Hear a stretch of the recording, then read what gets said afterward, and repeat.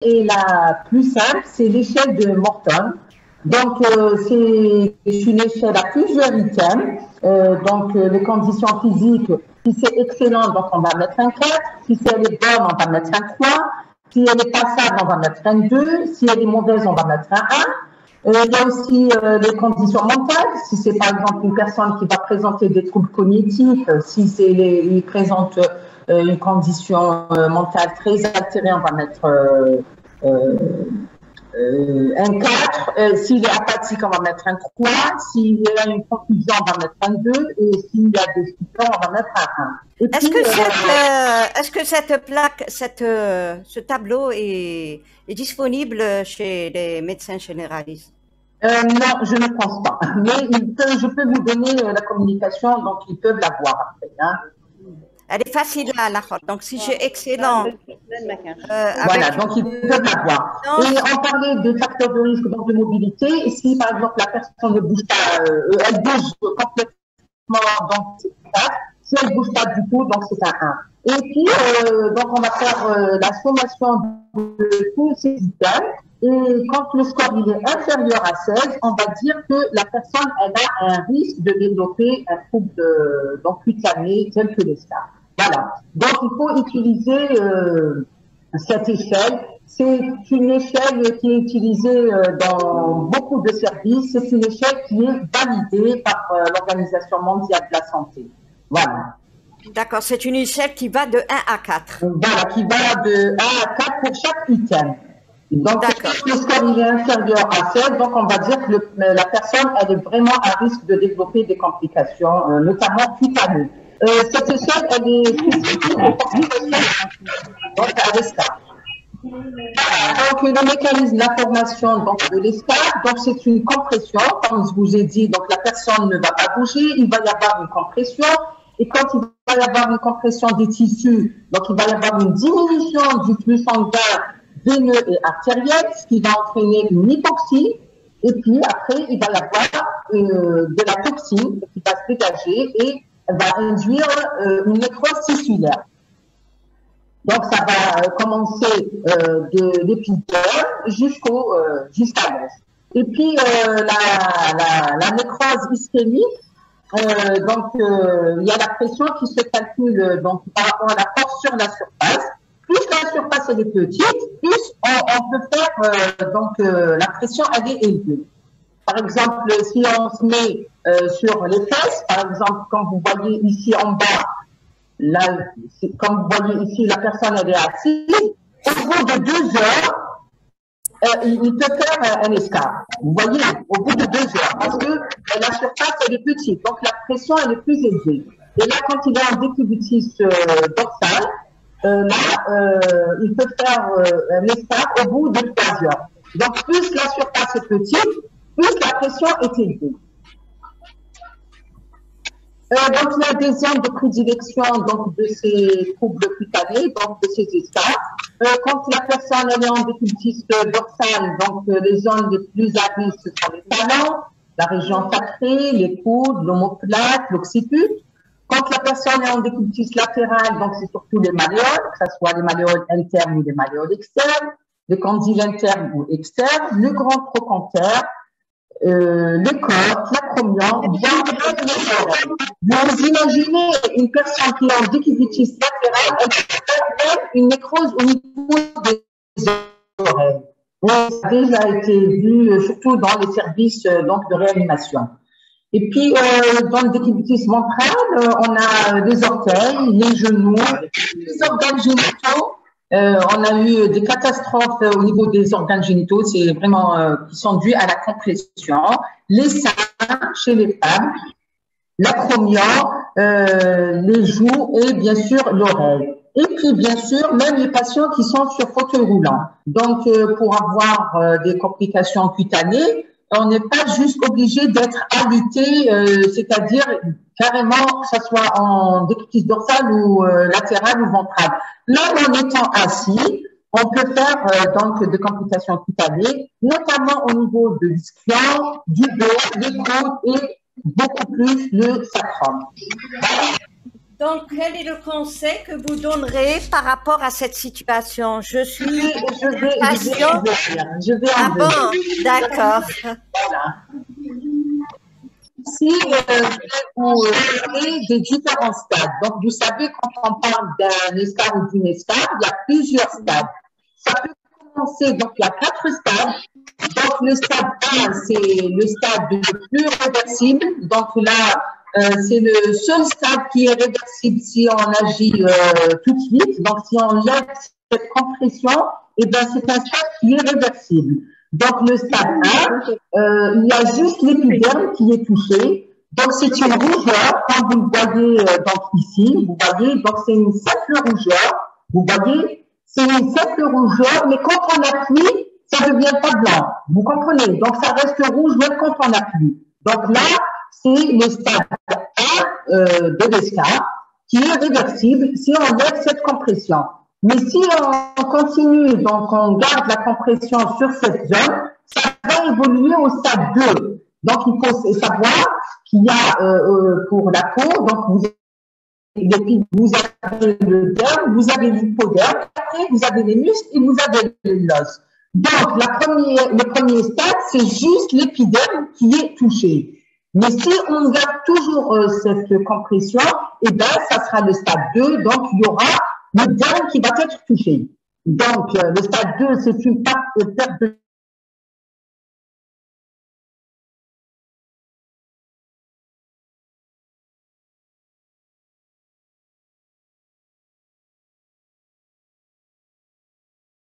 substance qui concerne donc l'épaisseur de la peau. Et l'abrasion, il y a des glycines qui vont à une brûlure de... si on laisse faire, c'est-à-dire si on n'agit pas, eh bien, on va passer au stade 3. Il y aura carrément une perte de substance. Donc, ce sera les 3 couches de la peau qui vont être atteintes. Donc, l'épiderme, le derme et l'hypoderme, avec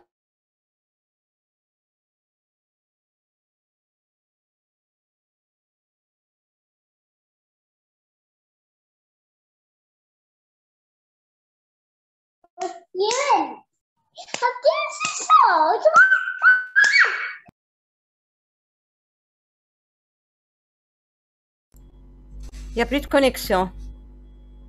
Oh,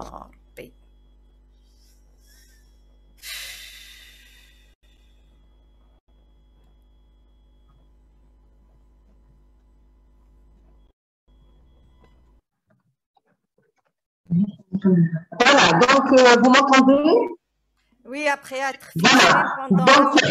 Donc on passe au stade 3. Donc je vous ai dit, donc là, c'est quand même un stade assez grave. Donc il y a les 3 couches de la peau qui sont atteintes, l'épiderme, le derme et l'hypoderme, avec ou sans décollement périphérique. Donc là, cliniquement, ça peut être une forme sèche, donc c'est carrément une nécrose ou carrément une forme humide. Voilà, donc comme c'est bien illustré sur ces images. Et puis, bien sûr, le stade 4, là, c'est une perte de substance qui dépasse la ponévrose musculaire, pouvant atteindre les os, les muscles, les tendons, l'articulation. Et là, donc, l'os, il est carrément mis à nu, comme vous le voyez. Donc, vous imaginez, pardon, hein, donc, vous imaginez du stade 1 où c'était juste une rougeur, c'était juste l'épiderme qui était touché, et puis quand on n'intervient pas, vous voyez, c'est vraiment triste de voir ces images. Voilà, donc la prise en charge, comme l'a suggéré le docteur Dugan, qu'est-ce qu'on peut faire? Eh ben, c'est quand même la première des choses, c'est surtout la prévention. Donc, il ne faut pas laisser donc le stade 2, 3, 4 s'installer. Donc, il faut intervenir en amont, non pas en aval. Voilà, donc dès que vous voyez un patient qui est alité, même s'il n'est pas alité à 100%, vous savez, quelqu'un qui ne bouge pas beaucoup, il faut vraiment faire attention. Donc, quand il y a aussi les facteurs de risque qu'on a énumérés, donc quand il y a une perte de la sensibilité, quand il est dymétrique, quand il est immobile, donc tout ça, il faut savoir que c'est une personne à risque, donc il faut aller chercher ces troubles cutanés. Donc, il faut décharger les zones à risque. Donc, si c'est une personne, par exemple, qui est sur fauteuil roulant, c'est une personne qui a une paraplégie, eh ben, il faut regarder son coccyx,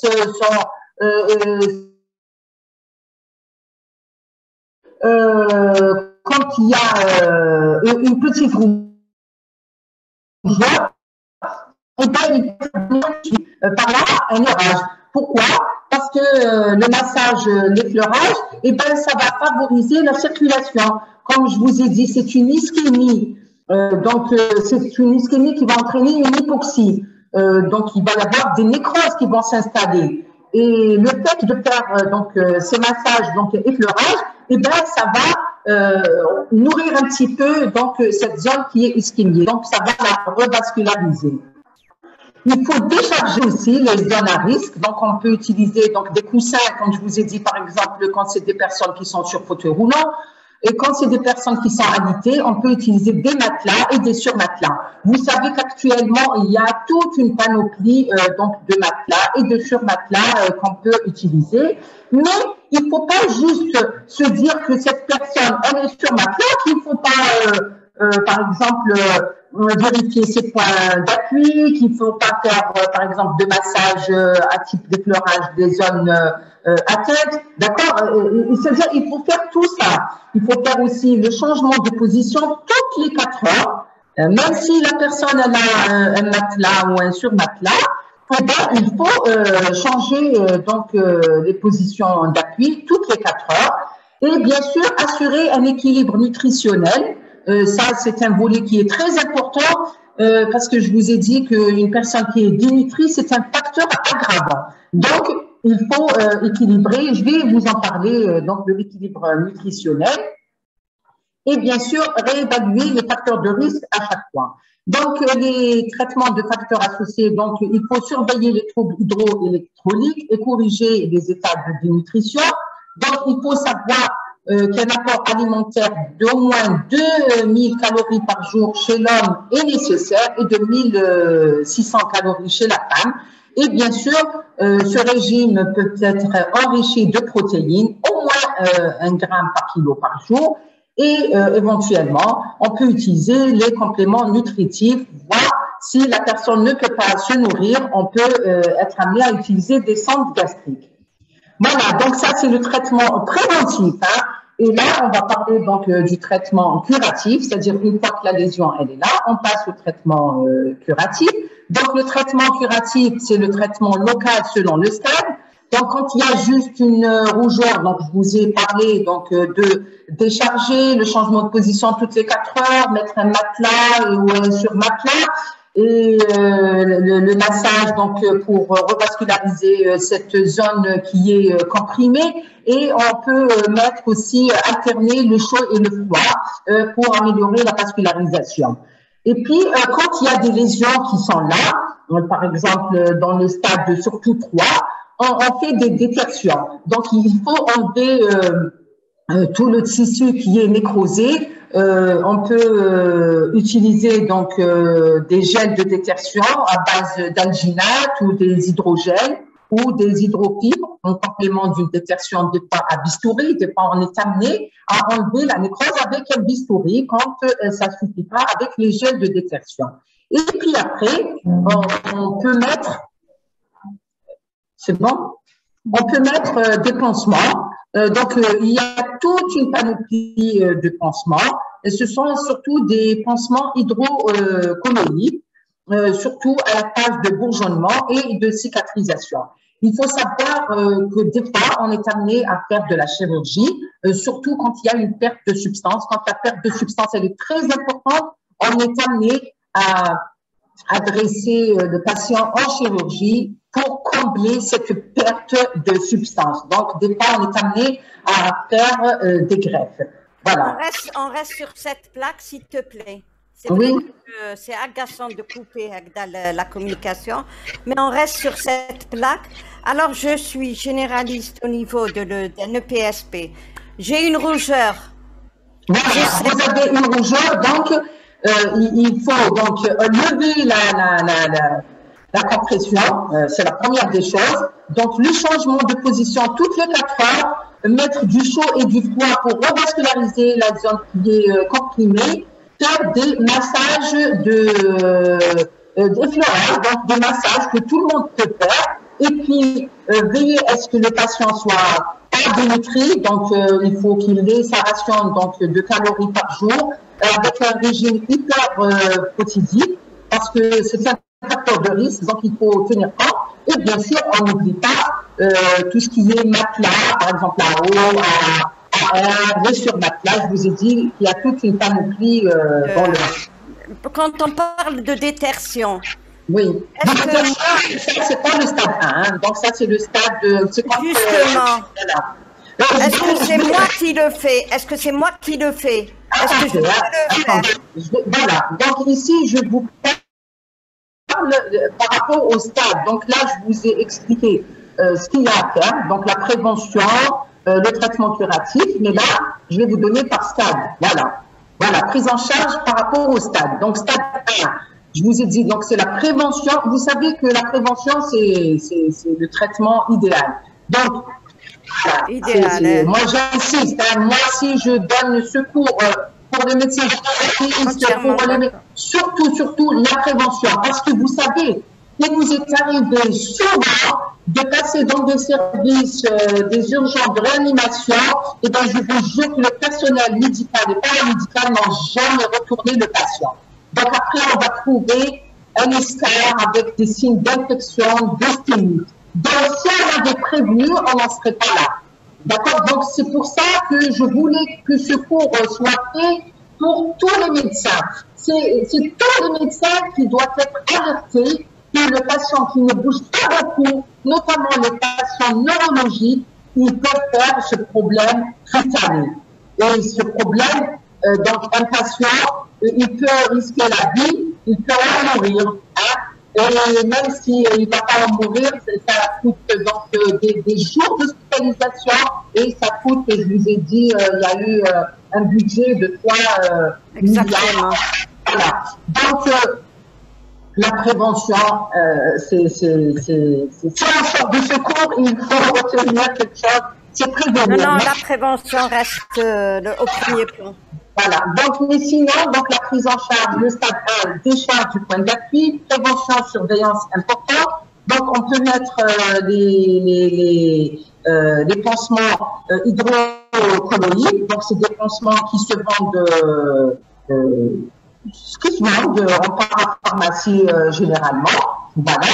Et puis, quand c'est le stade 2, donc toujours décharger le point d'appui. Quand il y a une ulcération superficielle, donc on fait une dermo-abrasion, donc c'est pas par rapport à ces pansements hydrocolloïdes. Donc c'est ces pansements qui vont faire l'abrasion. Donc eux-mêmes, ils vont enlever la peau qui est touchée. Quand il y a des lichen, je vous ai dit, des fois, ça forme des lichen. Donc, il faut faire une brèche pour évacuer l'exsudat et laisser la peau en place au moins 48 heures. On peut la laisser à vue.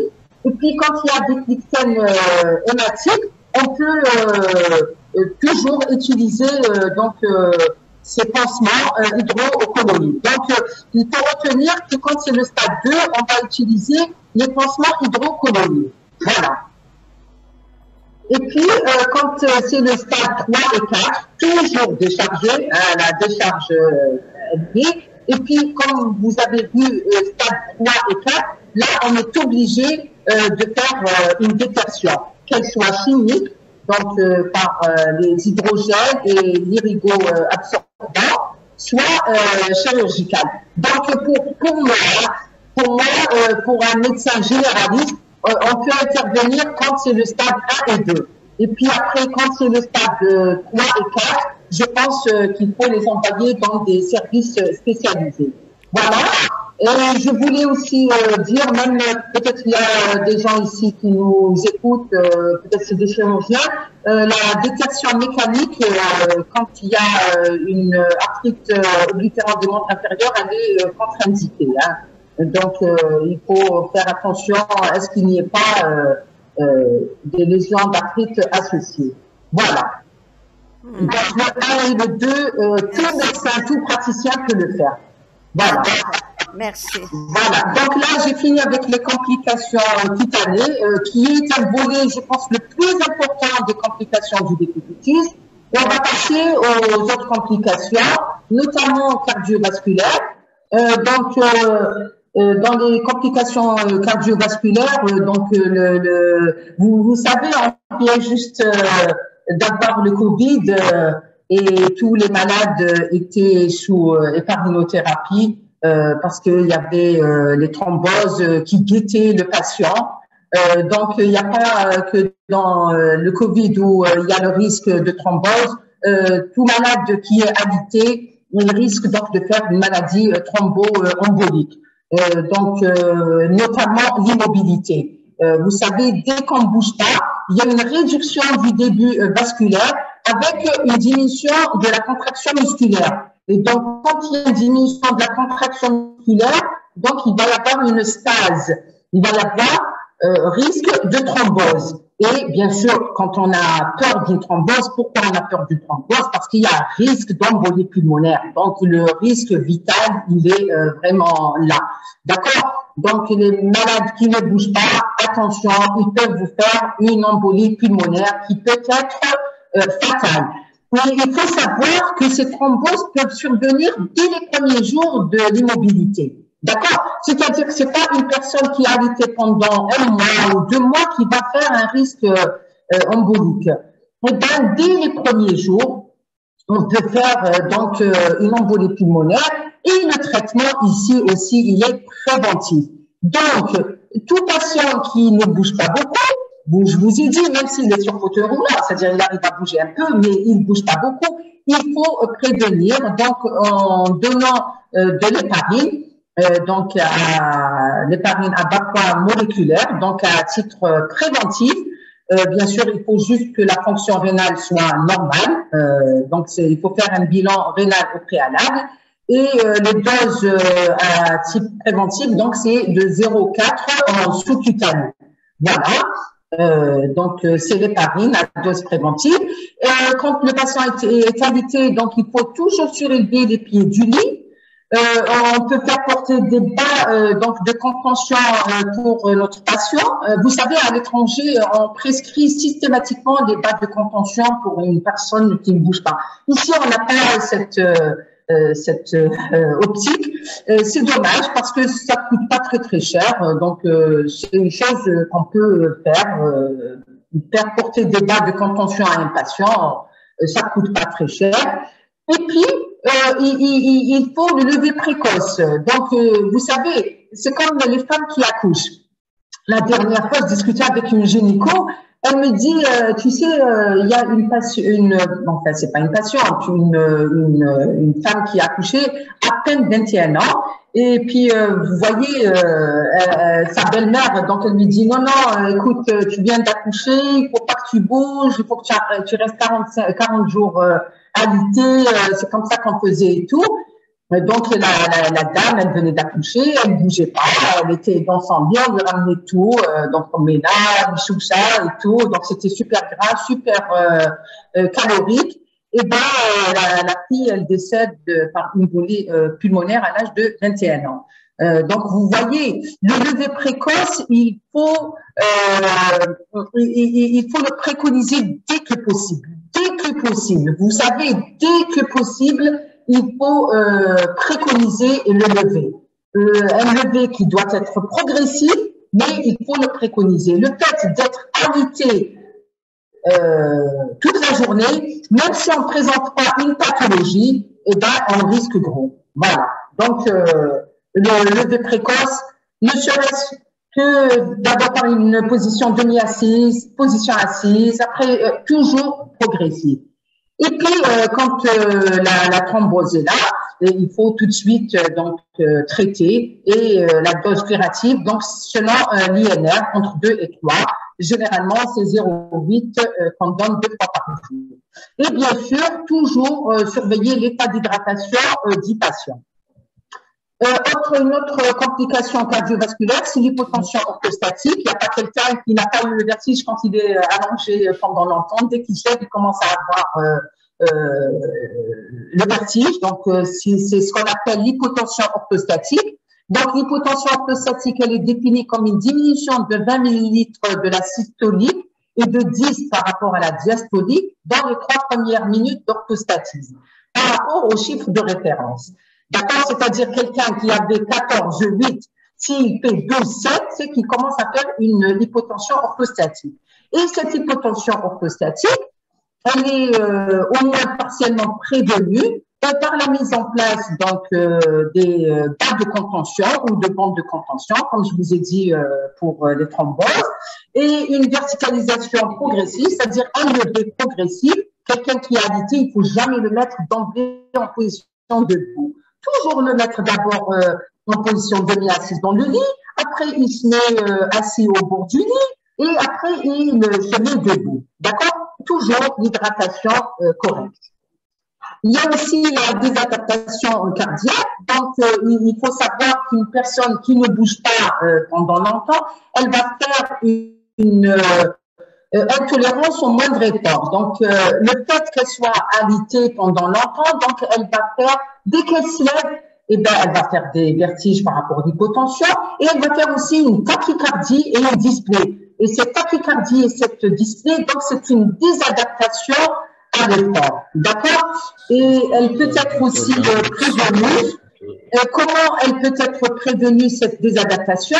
Une personne, quand elle est alitée, même quand elle est alitée, c'est-à-dire même si je prends par exemple un paraplégique, un tétraplégique ou par exemple un hémiplégique, vous voyez que je me concentre beaucoup sur le neurologique, eh bien, il faut qu'il fasse ce qu'il peut. C'est-à-dire, s'il arrive à bouger un peu en actif, il faut qu'il le fasse. D'accord? S'il peut faire bouger, ne serait-ce que son hémicorps, eh bien, il va le faire bouger. Donc, tout ça, ça va l'aider à avoir une meilleure tolérance à l'effort.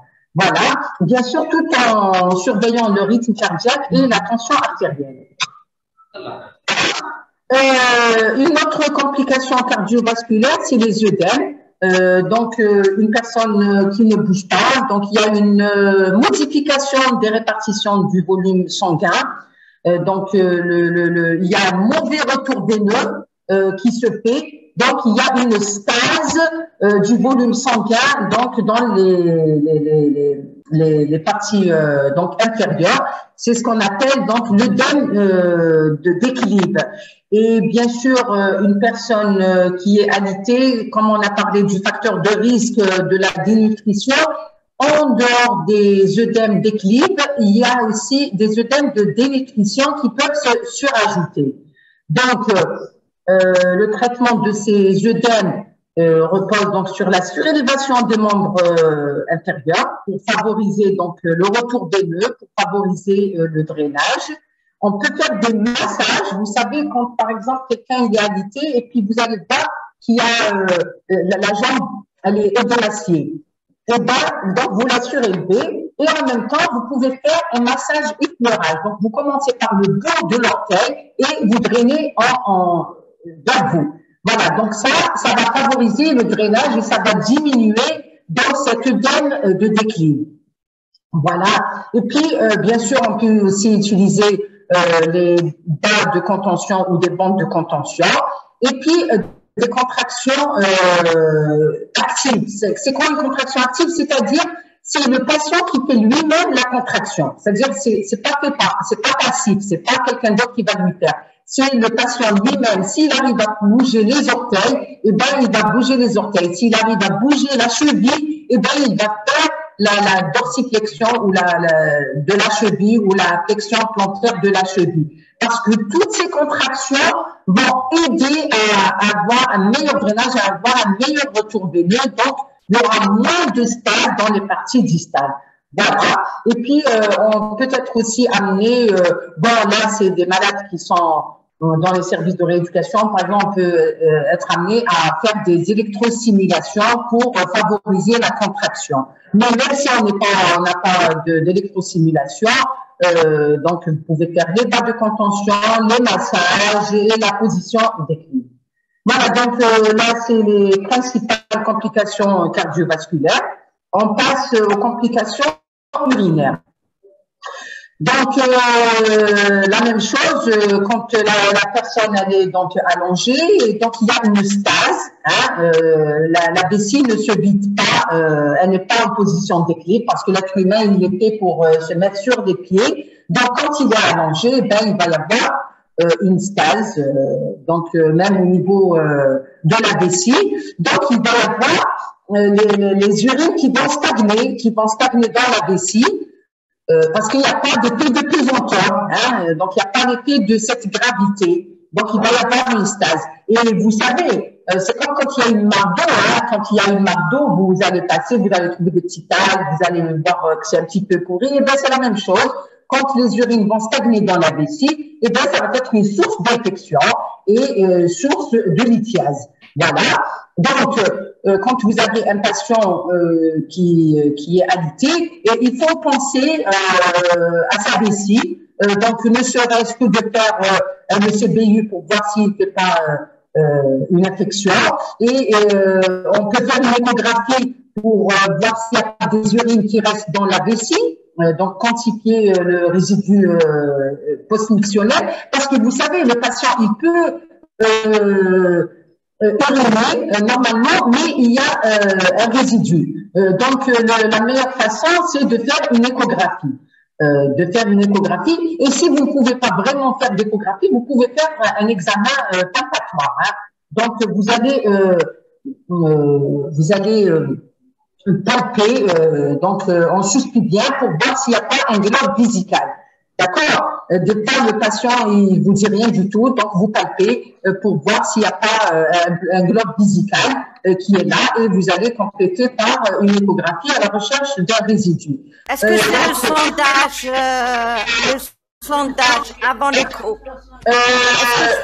Si le patient, non, pour faire le sondage, il faut être sûr qu'il y a un résidu post-mictionnel. On ne peut pas préconiser, à part quand le patient n'urine pas du tout. Par exemple, vous savez, si vous avez un accident de la route, il arrive, il n'a pas du tout, il n'urine pas du tout, là, on est obligé de mettre une sonde. Mais si c'est un patient qui arrive à uriner, il ne faut pas se dire qu'il ne va pas faire de complications. D'accord? Même s'il urine, il faut penser à faire un examen palpatoire pour voir s'il n'y a pas un petit globe vésical. Il faut penser à faire un ECB des urines et éventuellement lui faire une échographie. Et là, voilà. Et s'il y a un résidu, là, on peut être amené à faire donc des sondages intermittents. D'accord? Voilà. Et bien sûr, c'est pas parce qu'il a un problème urinaire qu'il va pas boire. Au contraire, il faut assurer une bonne diurèse, hein, donc au moins de 1,5 litres par jour. Voilà, donc c'est ce que je ne vais pas rentrer vraiment dans les détails. Si vous retenez ça, c'est déjà très bien. Voilà. Donc ça, c'est les complications urinaires. Là, on passe aux complications respiratoires. C'est la même chose, donc le décubitus réduit les capacités respiratoires. Donc, il y a une mauvaise ampliation thoracique. Donc, pardon? Je suis à le micro. Moi? Il y a des fois un son qui nous tue. D'accord. Donc, les complications respiratoires.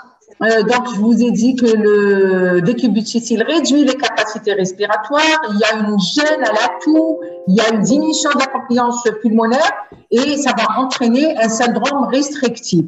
Et donc, il y a un syndrome restrictif qui va se constituer. Il y a des encombrements, il y a des atelectasies et bien sûr, source d'infection et de pneumopathie. Donc, c'est pour ça qu'on préconise la position demi-assis. Donc, il faut jamais mettre la personne comme ça en décubitus dorsal à 0. Il faut toujours 45 degrés. Donc, ça, c'est n'importe quel praticien, il peut mettre le patient à 45 degrés. Et puis, donc, si vous avez des kinés dans le service, vous pouvez préconiser de la kinésithérapie respiratoire et un drainage bronchique quand il y a un encombrement avéré. Mais déjà, le fait de le mettre à 45 degrés, déjà, vous participez à la prévention des complications respiratoires.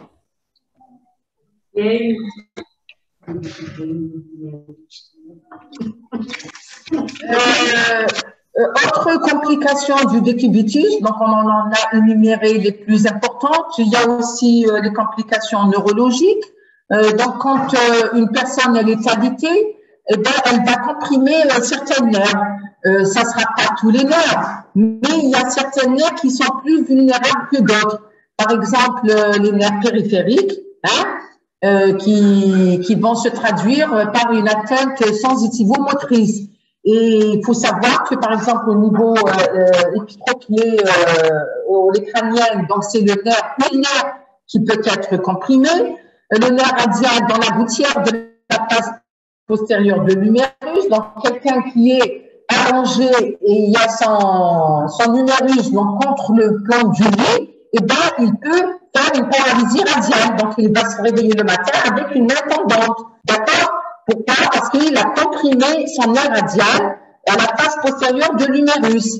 Il y a aussi le nerf sciatique en arrière de l'extrémité supérieure du fémur. Donc, le nerf sciatique qui peut être comprimé par l'extrémité supérieure du fémur, le patient qui est 24 heures en décubitus dorsal, et le nerf fibulaire, surtout quand il se met en décubitus latéral. Donc là, quand il y a une complication neurologique, ça va se manifester. Donc je vous ai dit par exemple pour l'huméral, donc le nerf radial, donc ça va être une main tendante. Donc il va avoir une paralysie de la main. Mais des fois, le patient, c'est pas une paralysie comme ça franche. Des fois, c'est une atteinte juste sensitive, donc il va avoir des paresthésies ou une hypoesthésie ou carrément une atteinte sensitivo-motrice. Donc là, il faut faire un examen clinique pour dépister donc le déficit musculaire et sensitif, complété par des examens électriques, notamment l'EMG, pour être sûr donc de la topographie donc de l'atteinte nerveuse. Pourquoi? Parce que vous savez, quand on fait un EMG, eh ben, on va savoir les différents stades donc de l'atteinte nerveuse. Donc, il faut savoir que quand c'est juste une compression, donc on va trouver des signes de neurapraxie. Donc, quand c'est des signes de neurapraxie, quand on vous dit que c'est une neurapraxie, c'est un bon pronostic parce que il suffit juste de lever la compression. Le malade il va récupérer maximum au bout de 3 mois. Mais quand c'est le stade d'actionotmésis ou de neurotmésis, donc là, la lésion, elle est beaucoup plus importante. Des fois, on est amené à faire, par exemple, s'il y a par exemple une fracture de l'humérus, par exemple. S'il y a une fracture de l'humérus et puis il y a un cal qui se pend, donc le cal va être comprimé. Et si on n'est pas donc cette compression, donc le nerf il va être détruit. Donc c'est le stade de neurotmésis. Mais en général, quand c'est des complications de décubitus, généralement c'est des neurapraxies. Donc il suffit juste de lever la compression et on a une récupération au bout de 3 mois. Voilà. Les complications digestives, elles sont aussi fréquentes dans les complications de l'immobilité ou du décubitus, notamment le reflux gastro-œsophagien, les fausses routes et puis la constipation. Donc, le reflux gastro-œsophagien, la prévention, c'est le maintien de la position assise ou demi-assise pendant 1 heure après les repas. Donc, quand un patient il est alité, quand il prend ses repas, eh ben, il faut pas qu'il se rallonge tout de suite. Il faut qu'il reste assis au moins 1 heure. De toute façon, ça c'est valable pour tout le monde. Même vous, en étant normal, si vous mangez et vous allez vous allonger, et bien tout de suite, vous allez avoir un reflux gastro-œsophagien. Mais il faut y penser quand le patient il est alité. Parce que quand un patient il est alité, la personne l'aidant va lui donner à manger, la personne va se recoucher, il ne fait pas attention. Non, il faut faire attention, il faut qu'il reste 1 heure. Et puis, il y a des fausses routes comme complications digestives. Donc là, les fausses routes, ça peut entraîner, ça peut mettre le pronostic vital en jeu. Donc là, il faut penser à les prévenir par une adaptation diététique des solides et des liquides si le patient présente des troubles de déglutition. Donc, il ne faut pas donner, par exemple, tout ce qui est liquide quand le patient il a des risques de déglutition. Donc, il faut épaissir donc les repas. La même chose, la position demi-assise lors des repas. Il ne faut pas donner le repas en étant allongé. Et puis, la position de la tête légèrement en antéflexion. Donc, il ne faut pas qu'il soit vraiment la tête en arrière ou carrément en avant. Donc, il faut une position assez en antéflexion de la tête. Et le maintien d'une bonne hygiène dentaire pour éviter le risque d'inhalation septique. Donc, il ne faut pas négliger le côté de la denture aussi. Et puis, la constipation, donc c'est un phénomène qui est fréquent chez les patients qui sont alités, vu que le patient, il n'y a pas de gravité, donc il y a le transit qui est diminué. Donc, il faut penser à verticaliser le plus précocement le patient et il faut un apport hydrique correct. Donc, il ne faut pas oublier de donner à boire aux malades parce que des fois, on oublie. Vous savez, même quand on n'est pas malade, des fois, on oublie de boire. Et puis, quand il y a la constipation, on peut s'aider par des laxatifs, par des lubrifiants. Et quand il y a un fécalum, il faut évacuer le fécalum. Voilà. Donc, après toutes ces complications, les complications locomotrices, donc quand il y a une réduction des contraintes qui sont liées à la gravité, donc il y a une réduction de l'ostéoformation. Donc, il y a plutôt une ostéorésorption osseuse. Donc, il y a des ostéoclastes qui vont travailler beaucoup plus que les ostéoblastes. Donc là, il va entraîner une hypercalcémie qui est modérée et bien tolérée et souvent accompagnée d'une hypercalcéurie. Donc, au début, c'est des stades réversibles, mais si on laisse passer, ça va entraîner des complications rénales. D'accord? Donc, il faut penser que quand on parle de complications locomotrices, c'est pas juste la douleur, c'est carrément dans la formation de l'os qu'il y a une perturbation. Donc, le déséquilibre entre l'ostéoformation et la résorption touche essentiellement les régions osseuses, en charge et prédomine sur l'os trabéculaire. Et ça va donner aussi une ostéoporose. D'accord? Donc, il y a une diminution de la densité osseuse. Donc, il y a une fragilité osseuse qui s'ensuit. Donc, c'est pour ça que la verticalisation précoce doit être entreprise le plus tôt possible. Dès que le patient il peut se mettre assis, il faut le mettre assis. Dès qu'il peut se mettre debout, ne serait-ce qu'avec un déambulateur, il faut le mettre, ne serait-ce que quelques minutes par jour. Ne serait-ce que quelques minutes par jour pour éviter toutes ces complications. Voilà. Et puis, bien sûr, on parle d'une articulation qui ne bouge pas, donc va s'enraidir. Et comment on peut prévenir cet enraidissement? On peut par la mobilisation. Vous savez, on n'a pas besoin d'être un expert pour mobiliser une articulation. Une articulation, elle est faite pour être mobile. Donc, même si le malade, il est alité, même s'il présente une paralysie, on peut lui faire nous-mêmes ou l'aidant ou le praticien de faire des mobilisations de cette articulation. Donc, dans l'amplitude, si je prends par exemple le cou, eh ben, je vais lui faire une flexion complète complète et une extension. Donc, le mouvement de flexion-extension, de pronation, de supination. Si je prends le poignet, je vais lui faire une flexion complète, une extension, l'inclinaison cubitale, l'inclinaison radiale. La même chose pour les petites articulations, la même chose pour la hanche, le genou et la cheville. Voilà, donc ces mobilisations, ça vous paraît banal, mais ça évite beaucoup les complications. Parce que quand une raideur s'installe, je vous jure que c'est très, très difficile de remédier. Donc, il vaut mieux prévenir par des gestes très simples que l'aidant peut faire. Il suffit juste de montrer à la personne, et il peut le faire.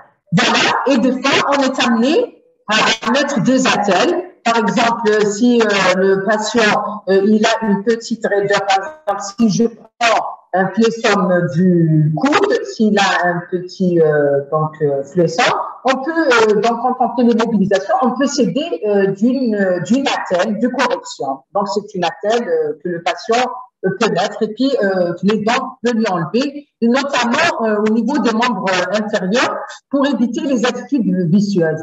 Et au niveau des rétractions, on peut utiliser le cerceau au pied du lit pour éviter que les couvertures n'ajoutent le poids sur le poids du corps. D'accord? Donc, on utilise le cerceau pour éviter les couvertures comme un autre point.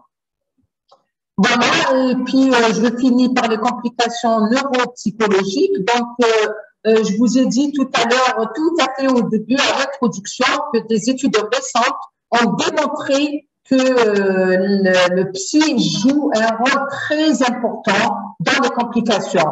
Vous allez prendre deux patients qui ont la même pathologie, qui ont le même âge, qui ont les mêmes comorbidités.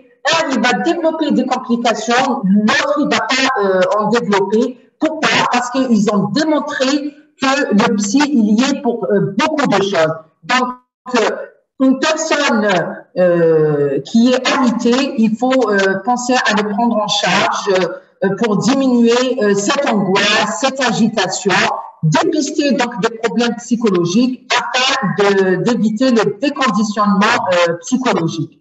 Donc, la note psychologique, elle y est pour beaucoup et il ne faut pas passer à côté. Voilà, donc parce qu'elle peut aggraver toutes les complications qu'on vient d'énumérer. Voilà, donc on arrive à la fin des complications. Peut-être j'ai oublié quelques complications, mais là, j'ai cité les complications les plus fréquentes que vous allez rencontrer dans les services où vous avez des patients alités. Voilà, donc il y a des références bibliographiques, si vous voulez un peu plus de documentation. Voilà. Et puis, je vous remercie. Et si vous avez des questions, je suis là pour vous répondre. Je pense que là, c'est vrai qu'on doit passer aux questions. Et surtout, questions pratiques. Oui, oui. Hein? Si vous avez déjà vu ce genre de complications, si vous avez intervenu, j'aimerais bien avoir un petit peu votre vécu dans les services hospitaliers. Pour ceux qui m'écoutent, si vous avez des questions, je suis là pour vous répondre. Écrivez vos questions, vous n'êtes pas obligé de parler. Écrivez vos questions, on est là pour les lire. Il n'y a pas de...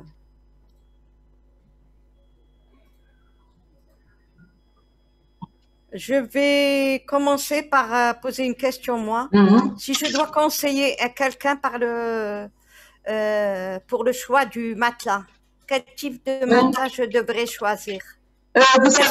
Oui, alors les matelas, vous savez maintenant, avant on parlait juste de matelas à eau, mais actuellement, heureusement, on a quand même toute une panoplie de matelas. Donc, selon la disponibilité et selon le coût de la personne.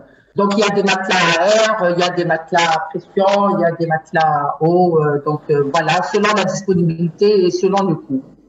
Donc, tous les matelas se valent, on peut utiliser. Oui, il n'y a pas un rapport avec l'âge ou l'âge du patient mais c'est ce que je vous ai dit, c'est-à-dire ça dépend, maintenant si c'est un enfant, si vous avez, ça dépend de ce qui est disponible. Voilà. Ça dépend de votre... c'est-à-dire si c'est un enfant, si c'est un vieux, si c'est... vous savez, les complications de l'épilepsie, c'est surtout chez le vieux, la personne âgée, et bien sûr, ça peut toucher toute personne, mais beaucoup plus. 60, vous avez vu que l'âge moyen, c'est 76 ans. Donc, quand même, ça touche beaucoup plus le sujet âgé. Donc, généralement, c'est des adultes. Ça, c'est les questions. D'accord, très bien. Ah, il y a des questions. Oui, oui, là, c'est bien, je lis, c'est très intéressant, merci. Est-ce que vous pouvez nous laisser le support docteur? Il n'y a pas de souci. Bon, ça c'est... Je ne sais pas qui c'est qui a écrit ça. Il faut le lancer.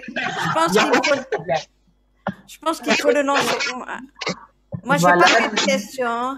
Merci, moi, j'ai des questions. Bonjour tout le monde, bonjour à vous. Pardon, le sang est mal.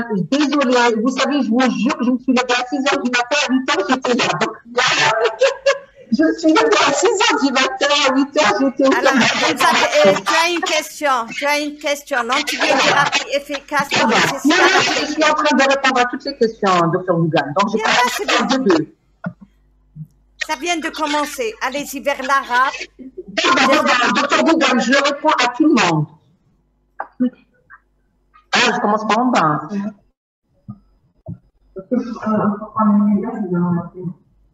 Vous avez une antibiothérapie efficace pour les escarres infectés. Bien sûr. Je vous ai dit, parce que des fois, il y a des complications, les stars se compliquent d'infection. Bien sûr qu'il y a antibiothérapie à faire après antibiogramme, bien sûr. Hein.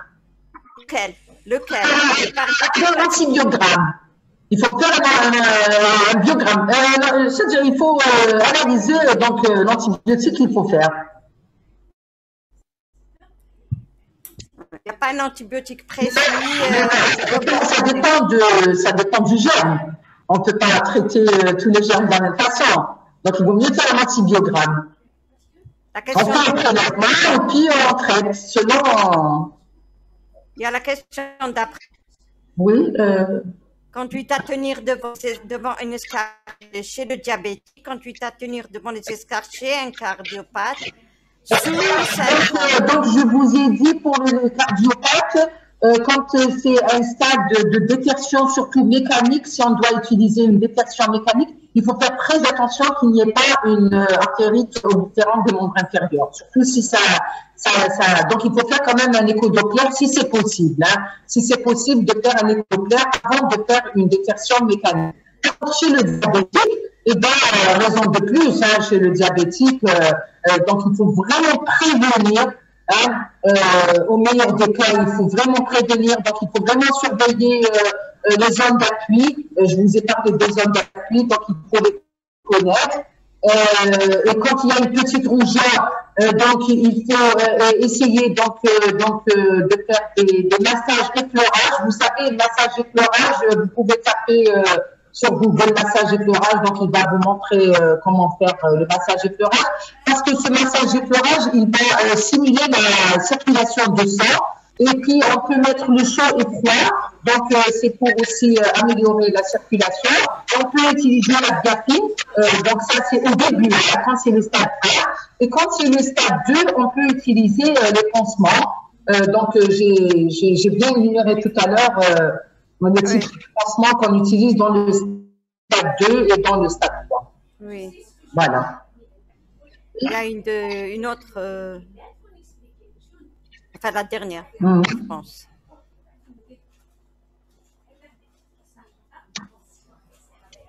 Toujours un patient sous Synthra. Il n'y a pas de contre-indication pour les patients sous Synthra par rapport à la prévention et par rapport là, ça pose un petit peu de problème quand on fait une détection chirurgicale.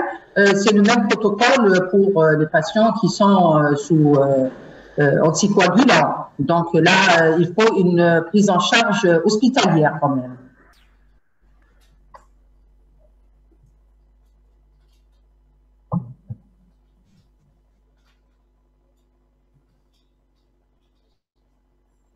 Alors? Si contre-indication aux anticoagulants chez un malade alité, que faire? Vous avez répondu, je pense.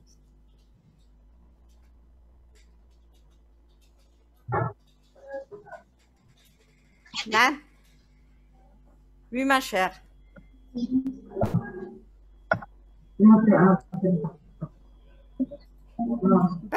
Battons la communication. Il n'y a pas de souci, Dr. Gougan. Il n'y a pas de souci. Il n'y a pas de souci. Je vais vous l'envoyer. Non, surtout la plaque sur l'évaluation de. Tu veux que la plaque? Tu veux que la plaque? Non, non, ils prennent tout. C'est intéressant. Ils m'ont beaucoup demandé la communication. Il n'y a pas de problème. Moi, je la laisse. Non, là, elle va te l'envoyer. Hein, c'est ça, non? Hein? Vous la quittez? On peut la faire maintenant. Tu peux le faire maintenant. Moi, je ne m'y connais pas. Il y a l'ingénieur. تعرف نورا تعرف. ما تقدرش تطابس برك. نورا روحي الفيشي. Voilà. Complication de cubitus petit. Voilà. Non, la copie. Ça aussi.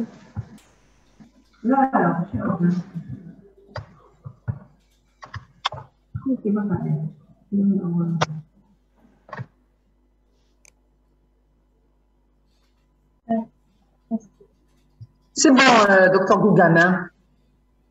Tiens, mais je te vois. Si, elle monte. Ah oui, elle arrive. Ouais, ça y est. Elle vous l'a envoyé, hein? On a lui à tête reposée. Voilà, c'est arrivé. Alors, vous allez, vous prenez, vous mettez télécharger et vous l'avez.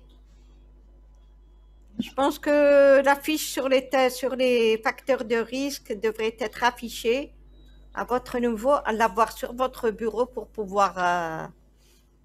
Tu sais, celui-là, je l'ai mis dans un... Comme ça, je suis partie de l'écho. Est-ce que toi... J'ai posé la question tout au début. Je leur ai dit... Est-ce que tu as... Ma question, c'est est-ce que tu as quelque chose qui te tient à cœur? Moi, à cœur quand je passe dans les services et je vois que les malades, ils n'ont jamais été retournés. Ça me fait vraiment mal au cœur. Parce qu'ils sont pris, par exemple, là, je vais vous donner un exemple. Par exemple, un malade, on a vu des petits, hein, je ne parle pas de vieux. Par exemple, ils sont hospitalisés, je ne sais pas, pour une leucémie, par exemple. Et bien, on les met dans un lit, on ne l'a jamais retourné.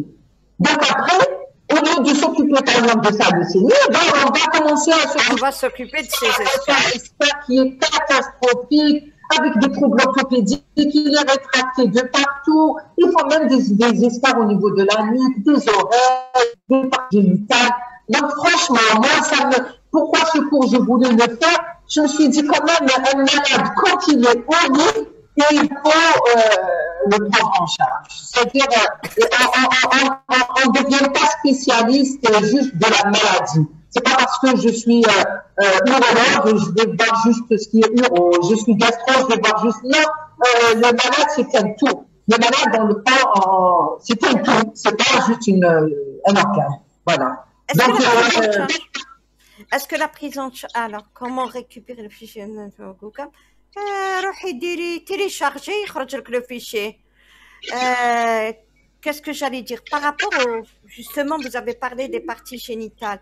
Est-ce que la prise en charge de... Est-ce que la médication, elle est la même? Ou elle est oui, c'est la même chose, bien sûr. C'est la même chose quand il y a... c'est plus délicat. C'est plus délicat. Après, ça devient plus spécialisé. Parce que vous imaginez, si vous avez par exemple un escarre au niveau des testicules et tout, après, il faut l'adresser dans un service d'urologie. Ils connaissent mieux le testicule que... Mais est-ce que je peux faire quelque chose? Je suis loin. Est-ce que je peux faire quelque chose bien sûr. Avant de l'envoyer? Déjà le décharger. Déjà le décharger. D'ailleurs, vous avez vu sur les plaques géniques, stade 1, stade 2, stade 3, stade 4, il faut toujours décharger. Parce que si on traite, si on n'a pas la charge, ça revient au même. D'accord? Parce qu'il ne suffit pas, par exemple, maintenant j'ai un malade. Admettons, il est au stade 1. Il a juste un érythème qui ne disparaît pas. Et je commence à mettre de la glace, je commence à mettre des pleurage, je vais mettre de la et je ne décharge pas. Et bien, ça va revenir au même. D'accord? Donc, la décharge, elle est très, très, très importante. Hein. Chauffé, tu as une question, hein? Un patient alité pour une longue durée, est-ce qu'on peut lui donner du traitement anticoagulant à titre préventif? Ah ben oui. Et jusqu'à quand? Jusqu'à quand? Je vais vous dire jusqu'à quand. Parce que le risque, c'est surtout les premiers temps. D'accord? C'est surtout les premiers temps, donc les premières quinzaines, où le risque de thrombose est très important. Donc, par exemple, si vous avez un paraplégique qui est alité, donc vous allez le mettre sous héparinothérapie par moléculaire à 0,4 en sous-cutané tous les jours pendant 15 jours. Et après, qu'est-ce que vous allez faire? Vous n'allez pas continuer. D'ailleurs, ça a été un débat, hein, même par rapport au Covid. Il y avait des patients, jusqu'à quand on va arrêter les parminothérapies? Eh bien non, on ne peut pas donner les parminothérapies à vie, mais ce qu'il faut faire, il faut faire un examen, si vous voulez, quotidien. Donc, il faut vraiment examiner est-ce qu'il n'y a pas donc de rougeur, est-ce qu'il n'y a pas de compression, est-ce qu'il n'y a pas de douleur. Vous savez, la thrombose, par exemple, si je prends au niveau du mollet, ça commence par une rougeur, un empattement, une douleur. Donc, il faut examiner, il faut tout le temps examiner. Si vous avez par exemple un patient à la maison, à domicile, eh ben, tous les jours, vous allez toucher, regarder, donc inspecter, l'inspection, la palpation et aller chercher s'il ne fait pas une thrombose. Et bien sûr, n'oubliez pas les dates de contention. Donc, ça, c'est très important. N'oubliez pas donc, de demander à la personne de faire des contractions. Je vous ai dit, s'il arrive à faire des contractions, il faut qu'il fasse les contractions. S'il arrive à bouger la cheville, il faut qu'il bouge la cheville. Si il arrive à bouger le genou, il faut qu'il fasse des contractions du genou et des ischios. Ça, c'est des contractions qu'il peut faire lui-même. Donc, ça aide à éviter la thrombose. Il n'y a pas juste les parminothérapies. Hein. Donc, les dates de contention, la mobilisation et les contractions. Voilà. Une bonne hydratation. Une bonne hydratation aussi, c'est très important. Il faut bien hydrater. Merci. Maintenant, s'il n'y a pas de questions, est-ce que vous avez des questions? Pouvez-vous nous envoyer le lien de le chargement? Professeur? J'espère que tout ce qu'on a raconté ce matin, ils vont en tenir compte dans la pratique de tous les jours. Donc, dès qu'ils voient comme ça, quand ils passent dans un service, il faut qu'ils pensent à ces complications et c'est des petits gestes, on peut sauver des vies et voilà. Donc, il faut y penser à chaque fois. Dès que vous avez un malade qui est alité, il faut y penser. Une dernière question. Je ne sais pas qui a écrit ça. S'il vous plaît, Tabeba, est-ce que l'aspégique 01 a sa place dans la prévention? Non, non, non, non, non, non. D'ailleurs, même par rapport aux personnes saines, c'est remis un petit peu en question, hein, l'aspégique. Non, pas dans les complications de l'équilibrus, non. Nous arrivons à la fin. On va te libérer sur Tumtmia. Noura. Elle est partie. Noura. Elle est partie, docteur William. Elle est partie. Je connais معاها.